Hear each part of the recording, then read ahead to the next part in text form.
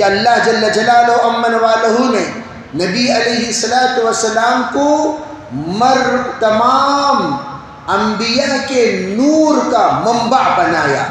تو گویا آپ علیہ السلام کے نور سے جس وقت کرنیں نکلی تو 1,24,000 کرنیں اللہ نے وہاں سے نکالی.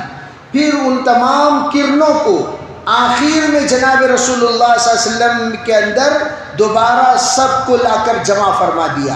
گویا اللہ کے رسول کے 2 نام ہیں، ایک ہے نبی اول، ایک ہے نبی آخر.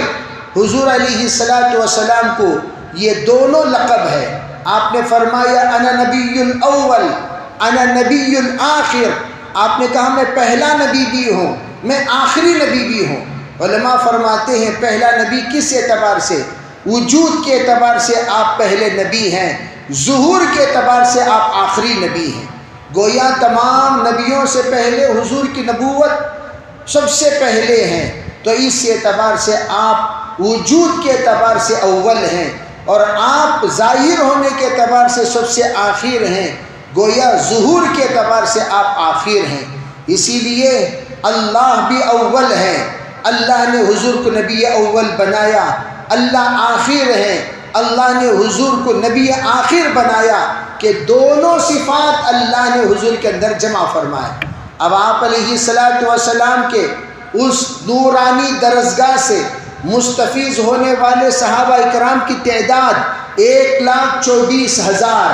اللہ کے رسول علیہ السلام نے اپنے اندر کے تمام صفات نبوت جو 1,24,000 صحابہ کا مجموعہ آپ کے اندر موجود تھا، حضور علیہ السلام نے تمام صحابہ کے اندر منتقل کرتے چلے گئے. 1,24,000 کے انبیاء کے صفات کو 1,24,000 صحابہ میں آپ نے منتقل فرمایا. 313 رسولوں کی صفات کو اللہ کے رسول نے 313 بدرین میں منتقل فرمایا، جس کی وجہ سے آپ نے کہا اصحابی کلہم عدول. آپ نے کہا میرے صحابہ بغیر کسی استثناء کے سب عادل ہیں، سب کے سب قابل تقلید ہیں، سب کے سب تم لوگوں کے لیے امام ہیں، سب کے سب تم لوگوں کے لیے پیشوا ہیں، سب کے سب تم لوگوں کے لیے مقتدا ہیں، سب کے سب تم لوگوں کے لیے رہبر ہیں، رہنما ہیں. یہ آپ نے ارشاد فرمایا اور الگ الگ اعتبار سے آپ نے تعریفیں بھی فرمائی. تو اس سے یہ بات معلوم ہوئی اللہ اللہ فی اصحابی لا تتخذوهم غرضا من بعدی فمن احبهم فبحبی احبهم ومن ابغضهم فببغضی ابغضهم. اللہ کے رسول علیہ السلام نے یہ فرمایا اے اللہ رحم فرما صحابہ اکرام کے معاملے میں، جو ان سے محبت کرے تو بھی اپنی محبت ان کے ساتھ جوڑ دے، جو ان سے بغض کرے تو بھی ان کو اپنے رحمت سے جدا کر دے، دور فرما دے. اللہ کے رسول علیہ السلام نے صحابہ اکرام کے سلسلے میں جو بات فرمائی، اس سے علماء یہ فرماتے ہیں گویا حضور علیہ السلام کے معتمد علیہ شخصیت صحابہ تھے. ایک بڑا بے وقوفوں کا مجمع ہے، وہ پوچھتا ہے بتاؤ بھائی تم حنفی ہو، شافعی ہو، مالکی ہو، حنبلی ہو، صحابہ اکرام میں یہ طبقات کہاں تھے؟ کون تھے صحابہ میں مالکی، کون تھے صحابہ میں حنبلی، کون تھے صحابہ میں حنفی، کون تھے صحابہ میں عربی شافعی؟ ذرا اس کے سلسلے میں وضاحت دے. ان کو پتہ ہونا چاہیے صحابہ پورے کے پورے اپنی جگہ پر امام تھے. امام کسی امام کا محتاج نہیں ہوتا، امام کی تابع داری کی جاتی ہے، امام کی وفاداری کی جاتی ہے، امام کے ساتھ غداری نہیں کی جاتی. امام مقتدا ہوتا ہے، رہبر ہوتا ہے، رہنما ہوتا ہے، امام کا کوئی امام نہیں ہوتا.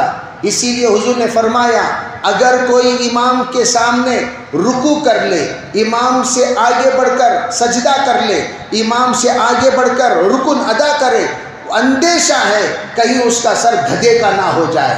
تو پتہ یہ چلا نماز کے امام کو جس وقت آگے بڑھنے کی اجازت نہیں ہے تو بدرجہ اولا جس کو حضور نے زندگی کا امام قرار دیا صحابہ اکرام کے ذات اقدس، ان کے آگے بڑھنے کی اجازت کسی کو نہیں ہے.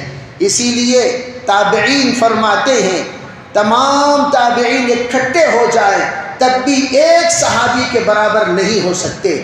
جناب رسول اللہ صلی اللہ علیہ وسلم نے تابعین کو بھی مقتدا کی حیثیت عطا فرمائی، اسی لیے فرمایا خیر القرون قرنی ثم الذین یلونہم، صحابہ کا زمانہ ثم الذین یلونہم، تابعین کا زمانہ۔ تابعین بھی کسی امام کے محتاج نہیں ہیں، اس لیے کہ تابعین وہ ہیں جن کو اللہ نے صحابہ جیسے مقتدا عطا فرمائے۔ جب صحابہ جیسے مقتدا تابعین کو حاصل ہوئے ہیں تو وہ کسی کی اقتداء کی ان کو ضرورت نہیں ہے۔ تو تابعین کے بعد جب تبع تابعین آئیں گے وہ تابعین میں سے کسی ایک کی تقلید کریں گے، ان کی تقلید کریں گے جو لوگ مقتدا کی حیثیت رکھتے ہیں، تو جو لوگ بڑے مقام کی حیثیت رکھتے ہیں، مجتہد کی حیثیت رکھتے ہیں، فقیہ ہونے کی حیثیت رکھتے ہیں۔ چنانچہ تابعین میں آپ کو حضرت امام ابو حنیفہ رحمۃ اللہ علیہ کا نام نامی اسم گرامی لیا جاتا ہے۔ تبع تابعین میں حضرت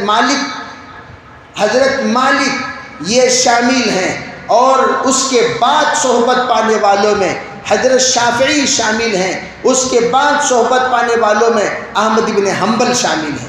گویا یہ ہستیاں متفقن علیہ ہستیاں ہوئی اپنے اپنے زمانے میں، تب جا کر ان کی جماعت بنتی چلی گئی۔ سب سے پہلے جس ذات اقدس پر لوگوں نے اتفاق کیا، اتباع کا اتفاق، تقلید کا اتفاق، ان کی بات مان کر چلنے کا اتفاق، وہ تاریخ اسلام میں حضرت امام ابو حنیفہ رحمۃ اللہ علیہ کی ذات ہیں، جن کو سب سے پہلے لوگوں نے متفقن علیہ قرار دیا۔ الغرض یہ تفصیلات میں اس لیے عرض کر رہا ہوں تاکہ آپ حضرات کے سامنے یہ بات واضح ہو جائے کہ یہ جو اشکالات کرتے یہ احمقانہ اشکال ہیں، بے وقوفانہ اشکال ہیں، نادانی والا اشکال ہے، اس اشکال کی کوئی حیثیت نہیں ہوتی۔